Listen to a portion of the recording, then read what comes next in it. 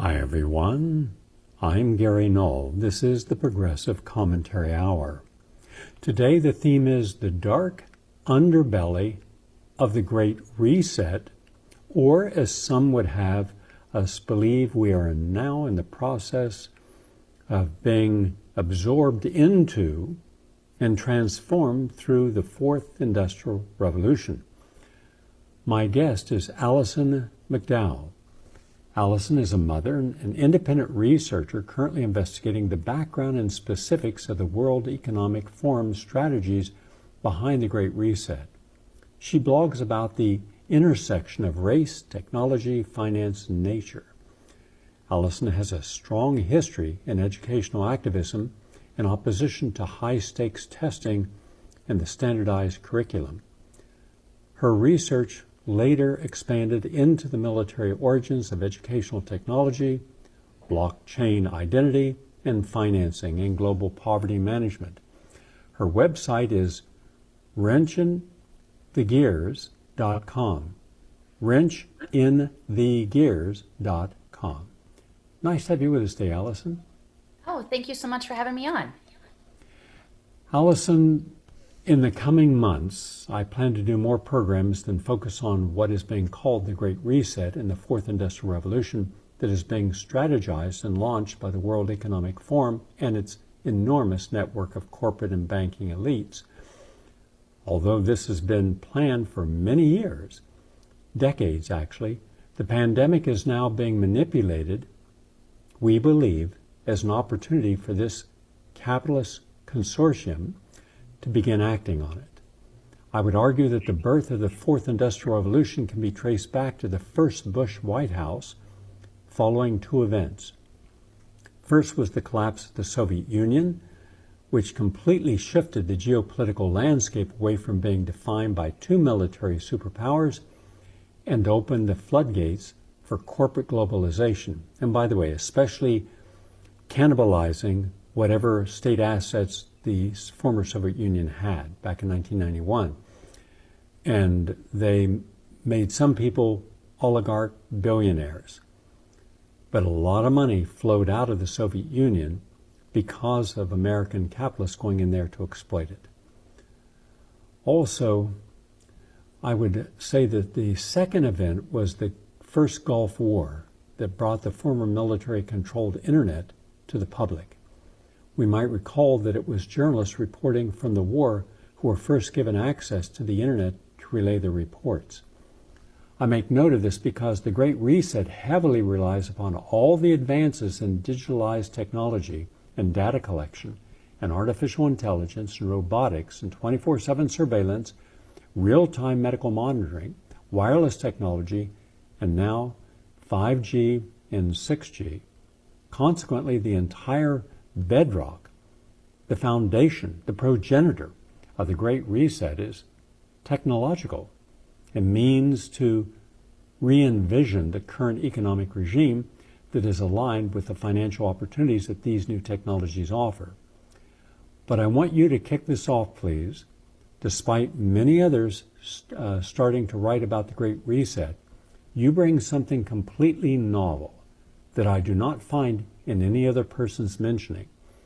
You have a much greater appreciation and understanding of how many of these new technological instruments, such as blockchain, and the new ways our personal data can be hedged and converted into enormous profits, while simultaneously implementing greater economic, educational, and social control over the population. We will get into that, but first, please share your own experience about what you have found are some of the real social dangers right in front of us. That is there, it's not hidden, about this Great Reset, and what you encounter in that most deeply concerned you and compelled you to research it further. Take your time, the forum is yours. Sure. Well, just to give my background, I'm a parent, and our child went through the Philadelphia public school system, which was a crucible of various types of privatization. They went all the way through 13 years. And during the course of my engagement with that, I began to understand and sort of become less naive about what was happening, that things were being broken on purpose, and to serve the creation of global investment markets in data and data analytics tied to education technology.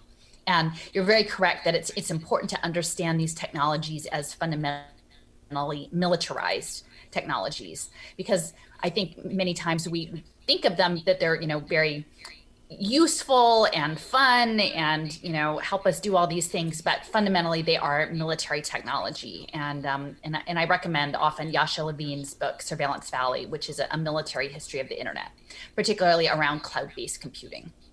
So I came into it through education and then realized that it wasn't just about tracking and creating markets in education data, but it was also about essentially broader poverty management. So treating human beings and their social relationships as commodities that could be turned into data, and from which that data could be turned into profit. And that it was not simply just around selling software or selling hardware or selling, server space. It was actually about using what's called pay for success contracting, government contracting, to create new innovative debt products. And these debt products would essentially transform our social relationships and our lives of people who rely on public benefits into these debt instruments. And the primary areas of data collection would be, as I see them, education / training, because now they're reframing education as lifelong learning. Sort of that's their term, in the future of work, that we will have precarious employment, and our whole life we will be chasing a new set of skills to compete in an online global talent marketplace. So it will also be healthcare. That is inclusive of mental health care and behavioral health, as well as substance use treatment. Okay, so all of these things will be tracked through the electronic health record systems that came online largely with Zeke Emanuel and Obama and the Affordable Care Act. So that was important to create the data analytics for the health and mental health sector. And then coming online next will be also housing and nutrition. So both food stamps and housing vouchers. Much of the public housing has been privatized through voucher-based systems, and we've seen all of these in Philadelphia. But increasingly, all of these technologies are linked into what you would call a key element of the fourth industrial revolution is what's called the Internet of Things. And the Internet of Things is a new concept of computing in which our environment becomes smart, that we are living in an environment full of sensors that are relaying and gathering information and aggregating information about us. So in many respects, everyone, most people have a smartphone. That is a very basic Internet of Thing that is tracking information about you. But it can also be they're building it into built environments, smart street lamps, right? They're putting sensors in paint, sensors in pavement. They're even coming up with neural sensors that, can be put in through nanotechnology. So all of these sensors, which are gathering information that create environments that are layered with data and predictive analytics. So all of this data is being collected, including housing. That's what I wanted to mention. The housing vouchers, increasingly we think of, I live in a city of historic housing stock. My house is over 120 years old, but they can add new technologies, Nest, which is the in-home temperature sensing, the Alexas, your smart televisions, retinal scan doorbells, the Ring doorbell systems. All of these things are adding smart technologies that can track one's behavior in one's living environment. So the idea is that all of these services that would be provided by the government, whether that is your access to government subsidized education, healthcare, or housing, or also nutrition access, that those would be turned into investment markets. And this is being done through a system of outcomes-based government contracts. And so these contracts go back at least to the mid-1990s. There's a gentleman, Arthur Rolnick. He was a senior economist out of the Minneapolis Federal Reserve. And he partnered with a former General Mills executive, Stephen Rothschild.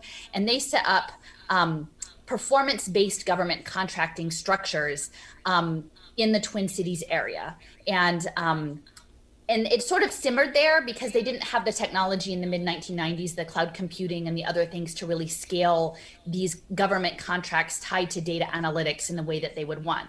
But by the early 2000s, Sir Ronald Cohen, who is with social finance and big society capital, he is a Harvard MBA, and he's also known as the father of UK venture philanthropy.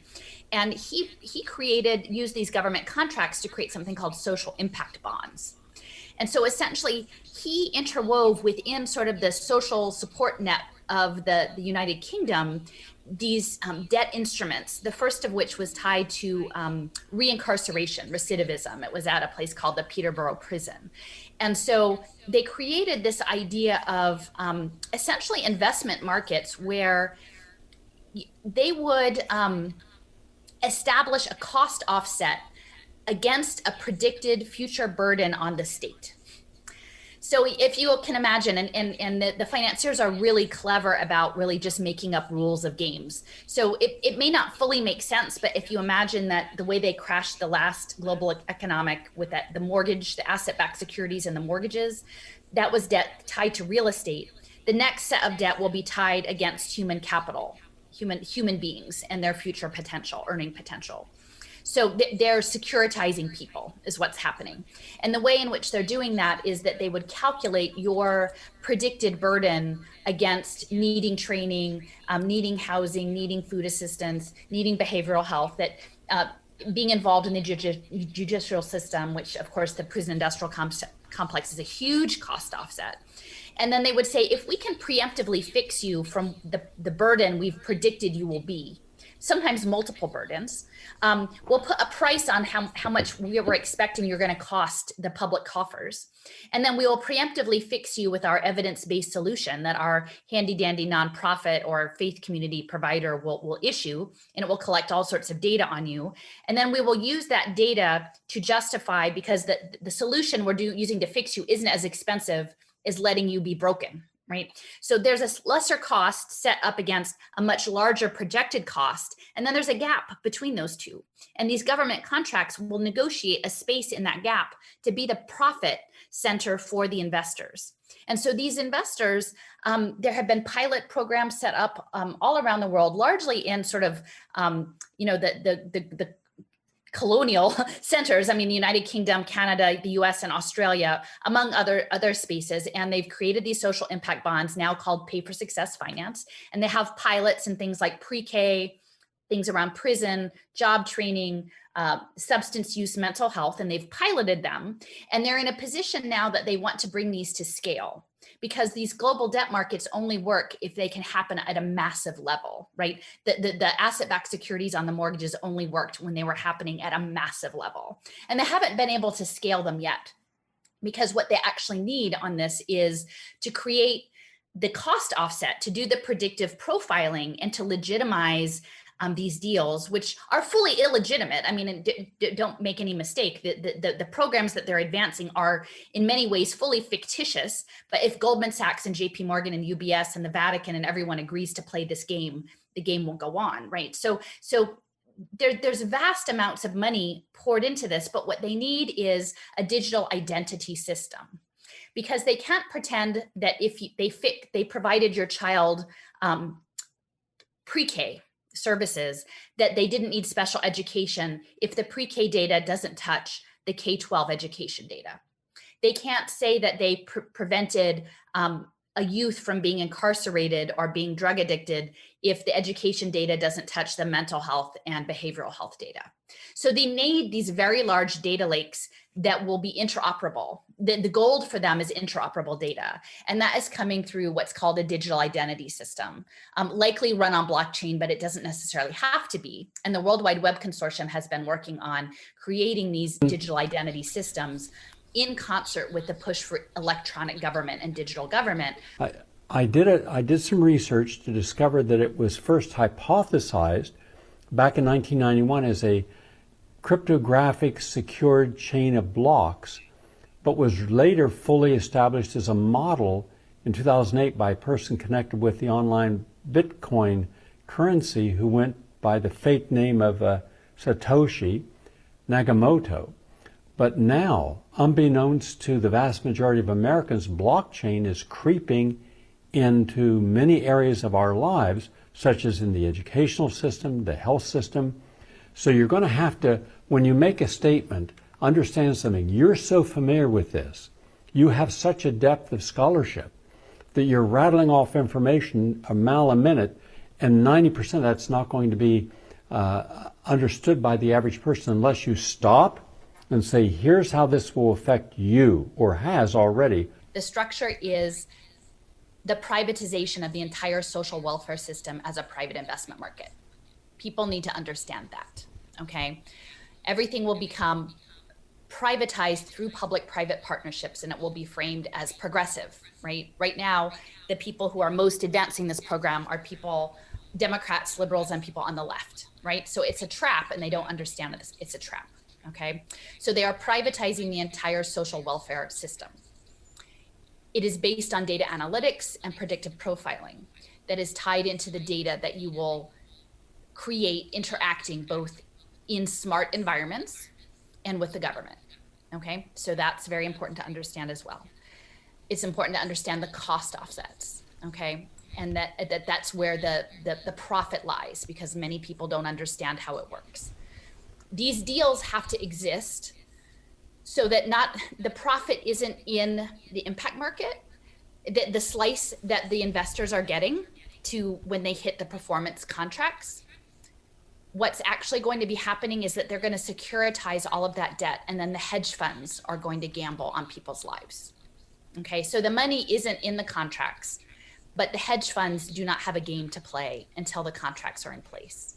And those contracts depend on digital identity.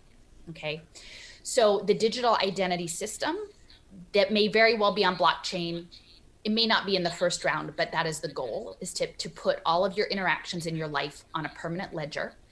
The state of Illinois has a task force that was doing a blockchain task force report in 2018, and they had a pilot to put birth certificates on blockchain. So they would put you on blockchain from birth. In 2018, the first baby was born on blockchain in Tanzania.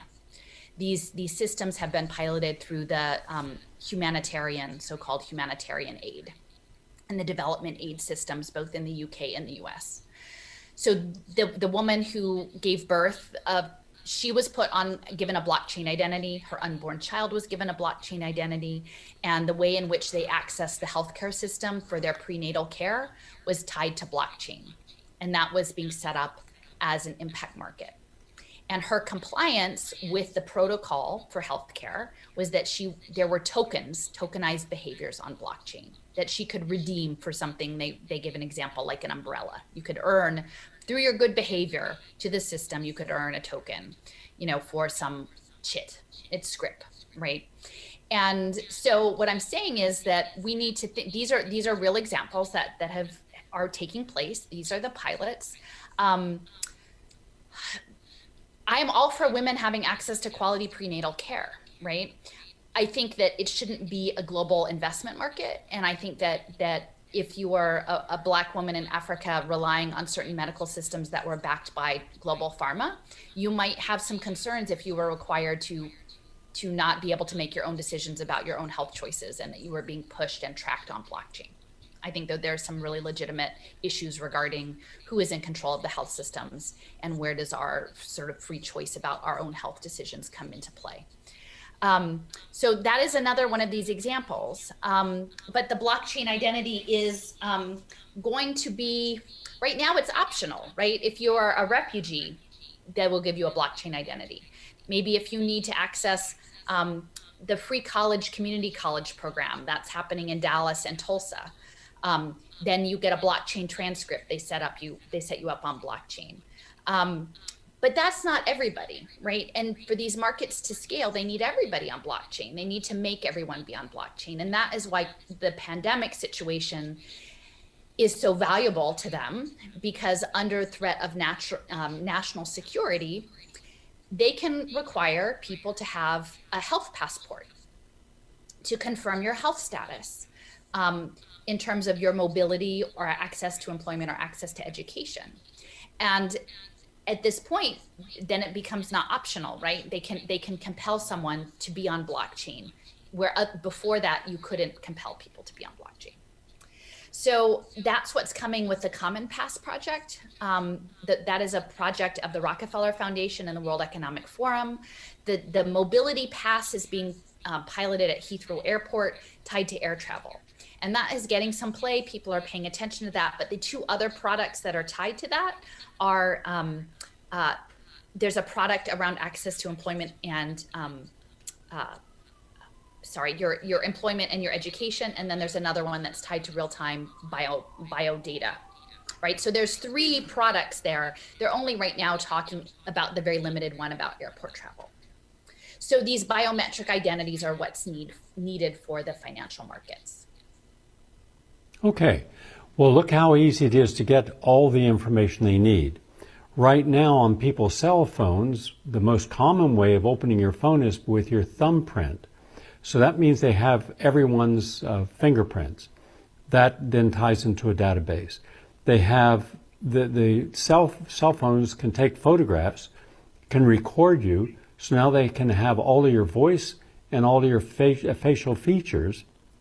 They also, every device in your house, every smart device, like Alexa, whatever the question is, Alexa's not just answering you, Alexa's recording every single thing that you say, or if it does in your house. And how many people have Alexa in their bedroom, a kitchen, or someplace else?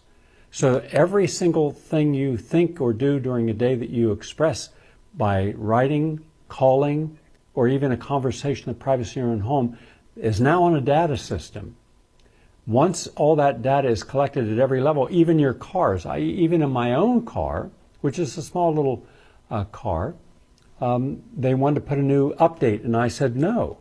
And they said, why not? I said, because right now they cannot track my car. And I don't have a GPS, and I also don't carry a cell phone in the car. And it's through your cell phone that Google, and we didn't know this till a year ago, Google can show you exactly where you've driven every day, how long you were at a place, what location you were at, when you left, etc.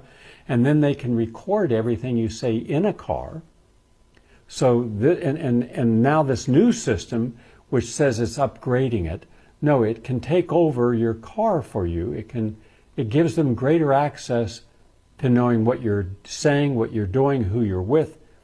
And I don't believe that they should have a right to that information, because all they're going to do is try to in some way control some aspect of my life. And we've known for years that the Operation Stingray, where the police departments have vans that can download cell phones within a certain period space, and those are not criminals. They even have a van that can drive down a street that can film everything going on in your house, your conversation, your body, where you're at, as if they have a right to invade the sanctity of your home, even though you've not been targeted as a criminal. But they have targeted for criminal actions everyone that's protested. Every protest of any kind, you're now considered no better than an enemy terrorist or domestic terrorist. And that has been proven because WikiLeaks let us know that information. So all this collection of data, everything, even though there's laws against it, and Barack Obama sided with the tech companies when it was exposed that AT&T and Verizon and others were collecting our phone data without legal merit or due process, it was all forgiven.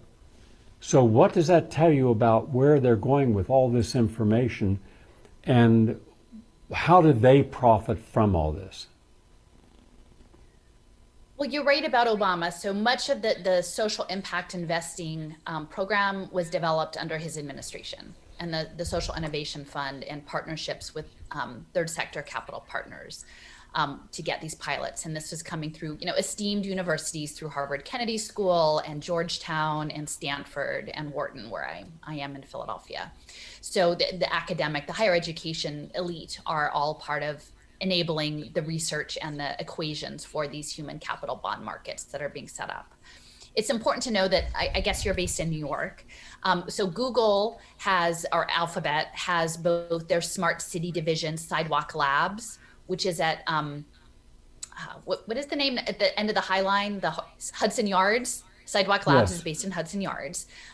Google Alphabet also has a new healthcare management program called City Block, which is based in Brooklyn. And I feel very strongly that that program is to manage the health of complex urban populations. And that City Block is probably very likely not a reference to an actual Sesame Street type block, but actually blockchain, right? Michael Bloomberg is very much invested in the health space. And he was the former ambassador to the United Nations for climate change and to the World Health Organization. And he created Cornell Tech on Roosevelt Island in New York City. He created a campus for education technology and health data analytics. And on that campus, which he poured a lot of his own money into, Google provided a lot of money to start that up, and many hedge funds and global philanthropies to create the Cornell Tech campus on Roosevelt Island. They have a small data lab where they're doing all sorts of data analytics of sort of this small ephemeral data that you throw off during your day, the type of thing that you were talking about. And I think many people might say, well, knowing that, I'm not going to carry a phone, I'm not going to have Alexa in my house, I'm going to refuse all of these things. But what we're seeing with the pandemic and the lockdowns is that we are viewing an intentional push to make people dependent on the state, to close down businesses, to foreclose people's economic independence and actually make them dependent on the state. And I reinforce this in many ways, that this is a long history of things that we have done to indigenous people and Black people, enslaved people, is to remove their ability to be outside the system and push them into these structures. And that is definitely what is coming. And then once you are a dependent on whether it's universal basic income or some sort of services that are underpinned by these human capital bonds, they will make you be trackable, right? They will make your data be collectible, and that will be the condition of you participating in the system. And many people, I live in Philadelphia, it's a low income city, we're one of the poorest big cities, and people who are trying to navigate social service systems already know the degree to which it's a game, that you have to figure out how to play the rules of this game. It's about to become even more treacherous, because what we're talking about is having these bond markets tied to essentially assigning you pathways of behavioral compliance, of workforce training, of healthcare management, of addiction treatment. You will be assigned prescriptive pathways that you are supposed to perform proper behaviors, and then you will be tracked, whether that's through a portable device like a phone, whether it's through wearable technology, whether they're putting Internet of Things on your pill caps to track your medication. You will be watched, and as a dependent of the state, that you will have no rights not to be. And I have a close friend who had a traumatic brain injury and is on long-term disability. And she had one of these inexpensive phones. They call them Obama phones, right? And these phones don't do a whole lot for the individuals, but they're their tracking device, okay? And so, this idea that the poor won't have a phone to be tracked, that's not true. They will give you the phone because that is what they need to turn you into a data commodity. And then they will, you will be compelled to live in an environment that monitors your data analytics. And so, I'm coming at this not just for how do I protect myself and my family, but how do we actually preserve humanity? Because what is coming is very much, I believe, an approach that is anti-life, that is turning people into domestic livestock, into just robotic machines in service of global capital. And so when we organize, we need to organize together, not just that, how can I go hide out in a cave somewhere and take care of mine? Like, we're really literally up in a fight against for humanity as it is. And this is a global takeover. This is transnational global capital. IBM, Goldman Sachs, SoftBank, the Saudi Sovereign Wealth Fund, they have no borders. Capital has no borders. They want borders to be for people, and they would like to be able to use geofencing to, what I'm trying to tell the immigration community is that with real-time limiting your mobility through sensor data, they can make the border your front door in real time if you are not complying with the program. And so we really have to get our mindset around what this new reality is and to sort of step out of partisan boxes, because in many respects, I've been very disappointed that people who advance this idea of justice are not understanding that what is coming with state dependency isn't any sort of care or liberation. It actually means that we will become part of portfolios of Goldman Sachs. And not even ourselves, like children, right, who have no voice to say no. And so we need to understand this for what it actually is. Okay, that said, two of the most important programs for everyone would be Medicaid at the state level and Medicare for senior citizens. How can blockchain be used in healthcare, like Medicare and Medicaid, and even the entire wellness industry? Right. Well, as I had mentioned, that it's that they needed the interoperable data, so that electronic health records is a key part of that. And again, Zeke Emanuel was part of getting that in place. That was coming out of Harvard, and Rahm Emanuel in Chicago. It's the commodities markets. So the data on the emphasis moving forward will sound good. They will say that we care about preventative healthcare and we care about community health, and that's the language that they will use. But what it means is that you will have to earn your right to healthcare, right? It won't just be given. You will have to show that you have complied. The idea of patient compliance will become central, because that is what the debt service will be connected to. And so right now I was just doing research this morning on Sweden, because these are essentially what they're talking about is health as a startup. And so once you're talking about cloud-based computing and biotechnology and turning people into data, these financial instruments can be developed anywhere in the world. And they're often, again, piloted through aid systems in the United Nations.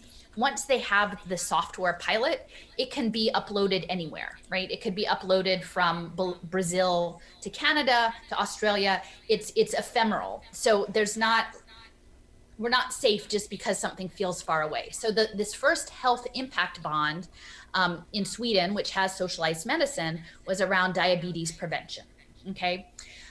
So they have technologies now to create data streams around your food consumption. There's a company, Imperial College London, that created this first report that had all of these really horrific numbers, projections about the pandemic that didn't happen. They actually, in their R&D division, had spun off a company called DNA Nudge. And their Internet of Things wearable technology, where you would scan your food and it would tell you what food you should buy based on your DNA. Okay. And a lot of this is actually tied way back into early 20th century eugenics. Okay. So imagine that you're on food stamps. The Illinois State Task Force on Blockchain had a thought experiment, it hadn't been implemented, where they would code your choices about your food purchases on blockchain. So you would be given a digital wallet, and if you made the right choice, they would kick back a little digital money into your wallet. So if you bought the apple instead of the hamburger, they would reward you theoretically. Realistically, we know that over time, they will just cut back the amount that you can't get through the month until you always make the right choice. But so you tie a DNA nudge band, right, to digital food assistance, right? And then you layer it into a pay for success deal tied to preventing diabetes, preventing someone who is like early onset. Essentially what we're saying is we're forcing people to live in environments that are unhealthy, that have not good access to food. And then we are going to put them on a pathway to quote unquote health by monitoring them and turning them into data that someone can invest in, right? And then the trick is, once they become an investment that way, someone can short that position, right? So that there's also people in the hedge fund industry that would be shorting your ability to pursue the proper caretaking of your health program. So, within Medicare and Medicaid, it's going to be focused on wellness and prevention, but they're not going to do that in terms of cleaning up the environment and addressing environmental racism and providing healthy food. They're going to make people, low-income people, as commodities try to navigate in an impossible system under a magnifying glass with their data captured as an investment commodity. And that is what is coming through these wearable technologies.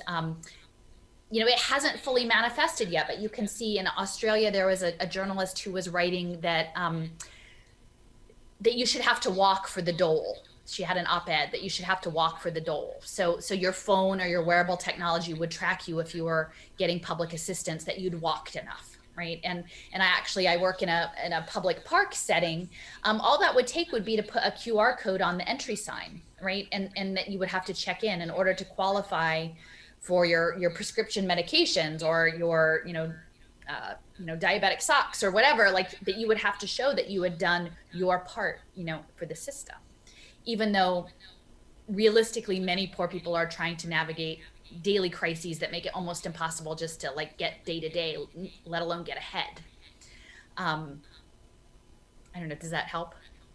It does. Now, if you would please draw a distinction for us. For many years, Klaus Schwab has advocated for replacing shareholder capitalism, which is part of the current neoliberal paradigm that emerged from the economic theories of Milton Friedman, with what is called stakeholder capitalism. Almost a decade ago, Schwab wrote about this in a New York Times essay. So he has been advocating for shareholder capitalism for quite a while. As I understand it, stakeholder capitalism is based more upon private-public partnerships. So what are the sharp differences between shareholder and stakeholder capitalism? I believe the same people who are powerful and control both will end up still controlling both. Or is a stakeholder capitalism just the same neoliberal capitalism disguised differently by having some members of the company, the factory, the business on the board, but not enough to make a difference in ultimate policy making? Okay, so if you imagine with the fourth industrial revolution, the goal is to replace huge amounts of human labor, including not just industrial manufacturing, but also service and knowledge work, with machines, with robots, with artificial intelligence, with things that are not people. What we're dealing with is a world of massive dispossession. So the last phase of globalization, we saw the rise of the prison industrial complex. So many in the Black and brown community who were thrown out of work were put into carceral states, and then new business models were built up around servicing people in those environments to pull money out of them. This next version, there will be so many people put out of work that they won't even be able to do anything with them. So, essentially that's what we're looking at. A global open air prison is what's coming. Capital needs to continue to grow, and capital must circulate. So we're running up against a moment in which the massive dispossessed people, and the more that are coming, will not have the liquidity to function in the market the way they have been expected to function, right? Everyone is saddled with debt. People don't have cash flow. And so the machine will fall apart unless a new paradigm is created. And this new paradigm is going to be stakeholder capitalism built on top of both human capital bonds and social impact bonds tied to the United Nations Sustainable Development Goals. Okay, so this is all running. The World Economic Forum has partnered with the United Nations last January. And so the structure of this is running through the Sustainable Development Goals, most of which are actually about managing poor people. There's a limited number of goals that are actually about managing the environment, but they're interconnected. These parameters were set up by Judith Rodin, who is the former president of the University of Pennsylvania, where I am. She helped create the Global Impact Investment Network through the Rockefeller Foundation. Okay, and this was all happening in the lead up to the last global economic catastrophe in 2007. In Bellagio, they all met. They sort of agreed that this would be the new phase, but it has to be sold. What we're wading through right now is weaponized narrative and trying to understand what's being sold to us. So they sold it to us as stakeholder capitalism, that these same companies that created environmental devastation, that created mass poverty, that collapsed the global real estate market, that now they've just felt bad about it, and they're going to create a new model, and they're going to try to clean up their problems. Only cleaning up their problems means putting us into a global prison and tracking us as data commodities. That part they're not going to tell us, but that is what's coming. And the Rockefeller Foundation funded something called the B Lab. So benefit corporations, or the fourth sector, is this new hybrid sort of beneficent capitalist structure that's going to come in and sort of harvest all of the misery and trauma that was created and repackage it to create more profit for themselves, which sounds crazy, but that's actually what's happening. So the benefit corporation laws initially were trialed in California, tied to California Medicaid. And Schwarzenegger was governor at the time, and he vetoed it, but said it seemed like a great idea. And so they brought it back into Philadelphia, and they created these model benefit corporation laws. So many stakeholder capitalism, one of the primary functions, at least in the US, is the idea of benefit corporations. Now, these are lifted up like, Ben and Jerry's is a benefit corporation. They sort of pitch it as like fair trade, shade grown coffee and fair trade textiles, and very sort of crunchy presentation to this, but it isn't actually. It's that is a veneer, but what is underneath it are the public-private partnerships that will essentially raid all of the public sector and put us all onto blockchain. And that's the part that's not being said. So even in their own documents, they show the evolution from the colonial capitalist to the stakeholder capitalist, and it's very unpleasant. And they think this is lovely. This is their own document, but from an ape to a fancy businessman with a tablet, and they sort of visually show themselves as their evolution of capitalism, thinking that we're all going to go along, that this is a wonderful program. The other thing about stakeholder, the benefit corporations, is that the laws say that in regular companies that you are supposed, that the boards are supposed to pursue the highest level of profit for the shareholders. And so the shift to stakeholder capitalism, and the IRS has allowed this, is that if you, it enables them to not pursue the highest profit, which on the surface sounds nice, but what you're realizing is you're never going to get the highest profit anymore because everyone is in massive poverty.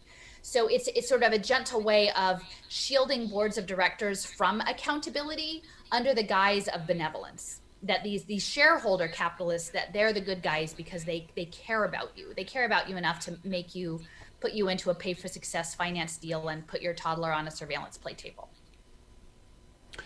Did you ever see the movie Soylent Green with Charlton Heston and Edward G. Robinson?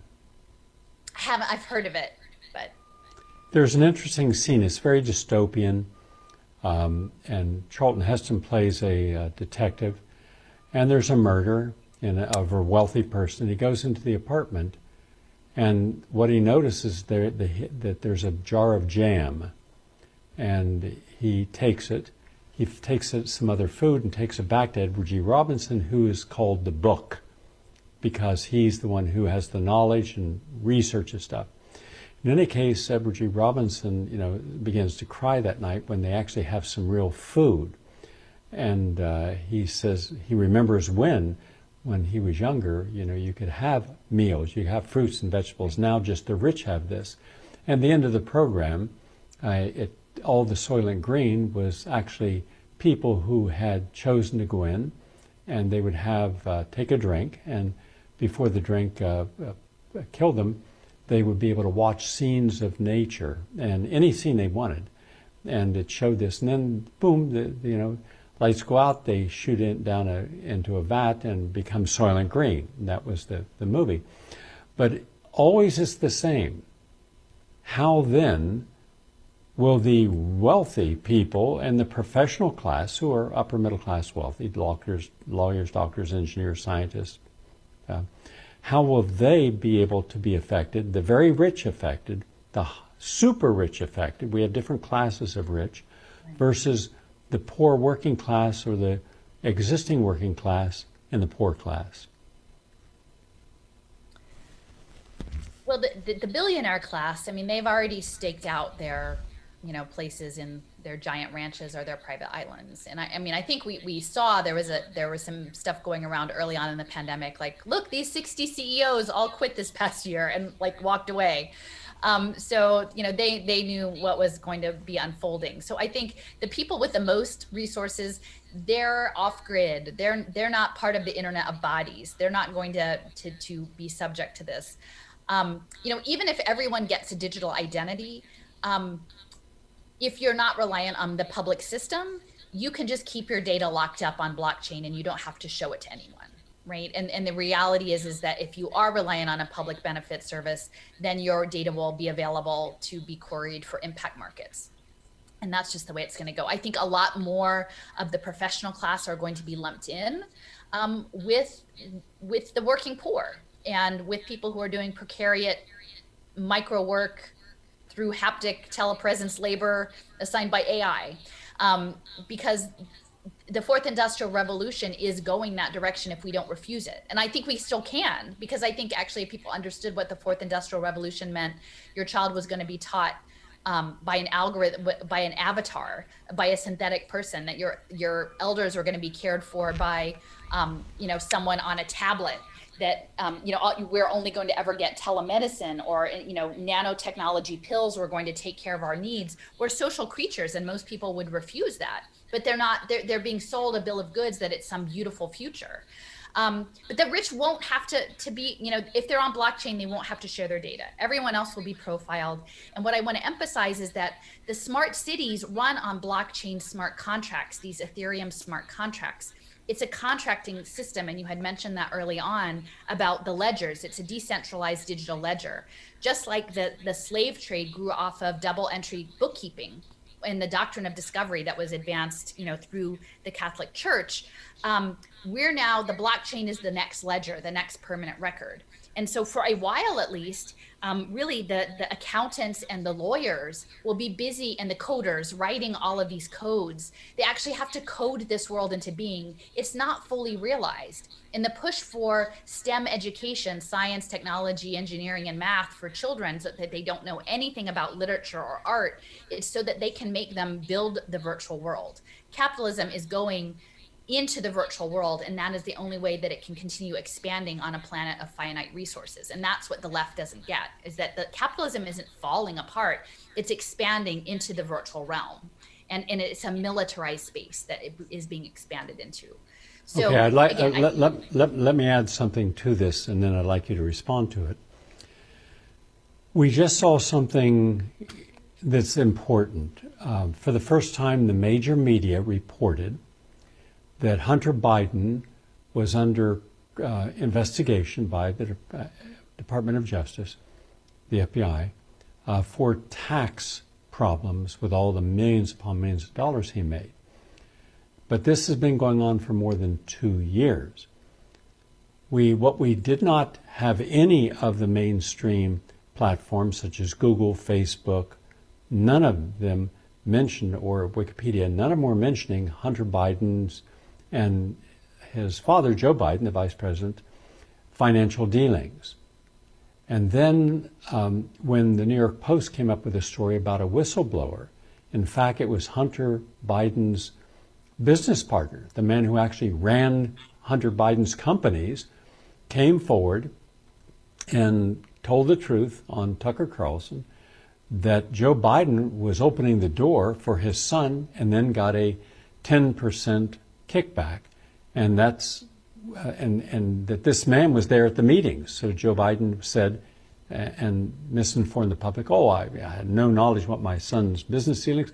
To the contrary, he was fully aware of his son's dealing. In fact, he actually admitted it sitting in a chair at the Council on Foreign Relations after a lecture, saying, yeah, I went to the Ukraine and I told the president that you want this $1 billion, then you fire your attorney general. And the attorney general was investigating Burisma, that Hunter Biden was getting a lot of money with no experience, no knowledge, no background whatsoever. And it was clearly a quid pro quo. And he said, well, I made sure that if he's not fired before I leave in 6 hours, you don't get the money. Well, they fired the person, and later that person was shown to have done everything correctly, and his successor also did everything correctly, and both of them said that, this was a criminal organization. Not a word in the American media about that. Nothing. So we were lied to. We were held, information that would have made us differently approach the topic of Joe Biden's qualifications to be president were intentionally kept off all social media and kept out of the mainstream media. So Google, nothing. And in fact, they would use their algorithms, as did Facebook, to gear people to not having any information that would have been detrimental to the Democrats. Now, I don't care if you're Democrat or Republican. The public needs to know all the facts, let them see the truth, and then make their decision who they want. And but that didn't happen. Now, hold on a second. Now Google is saying we are now going to censor, as of today, any challenge by a person, an article, anything that questions the legitimacy of the election process. And yet this same organization and the entirety of the mainstream media for 4 years said that it was not a legal election in 2016 because Russia. There were 4 separate investigations. 4. All showed there was no collusion. Now, I don't like Trump. I don't like anything about Trump, nor his cabinet or anything else. All right. But do you mind if I just let me finish my thought, please.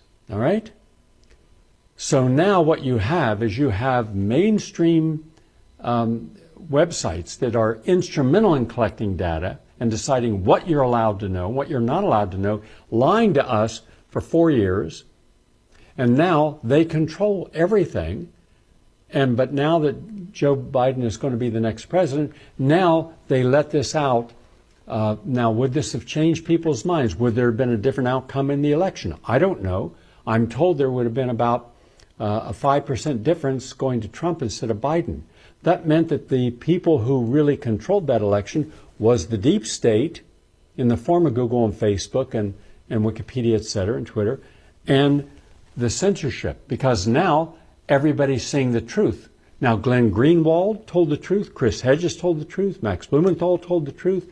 The gray zone reporters told the truth. In other words, all the really legitimate, independent investigative journalists told the truth, and they were expunged. They've lost all their platforms. They've been denied access. They've been erased. They've been canceled. They've been shamed. And if these are the best, most honest and objective journalists we have. So we've lost our edge with journalism, being open and fair and giving us the truth. We've lost the media doing anything that represents the truth. And so where exactly is the average person supposed to get the truth to make the right decisions about what's in their best interest or not? Because 5G is a disaster. 10,000 studies show that, showing its dangers. Not a word from the media. In fact, the New York Times is complicit in promoting 5G.